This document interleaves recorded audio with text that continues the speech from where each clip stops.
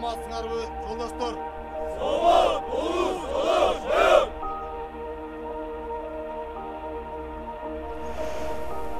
Кичине кезимде мектепте окуп жүргөн болсо керек. Ошо форма кийген эжелерди көрүп эле, ошо мен да форма кийсем экен, аскер адам болсо экен деп элечим.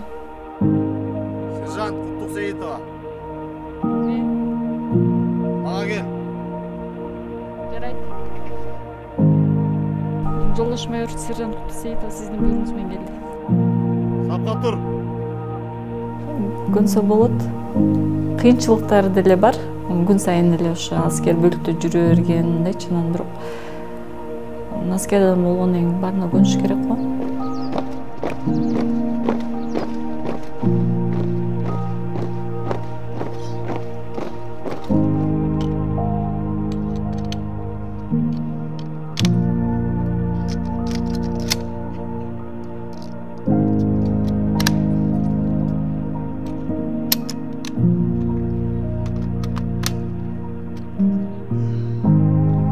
Аябай чыдамкайлык болуш керек.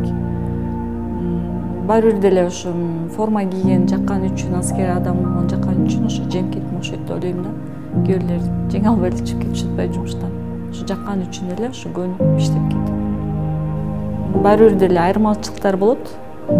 Гражданский жумушта жүргөндө бөлөкчө, биякта бөлөкчө. Башында түшүнбөстүктөр болуп жүрдү, бирок баары бир форма кийгенден кийин аракет кылат экенсиң, сөз укпайын, тил укпайын деп. Анан кыйналдым башында.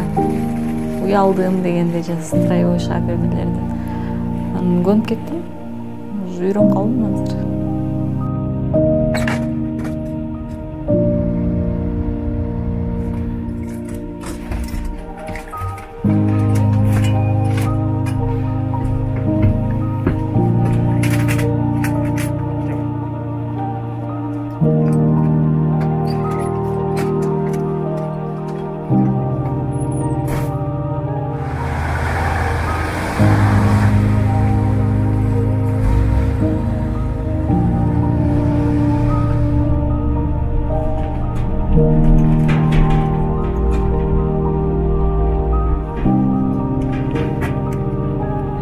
Эгерде мамлекетибизге мүшкүл иш түшүп калса, барам.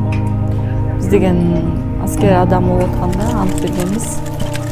Керек болсо ата мекен үчүн өз жанымды дагы, канымды дагы кыюуга даярмын.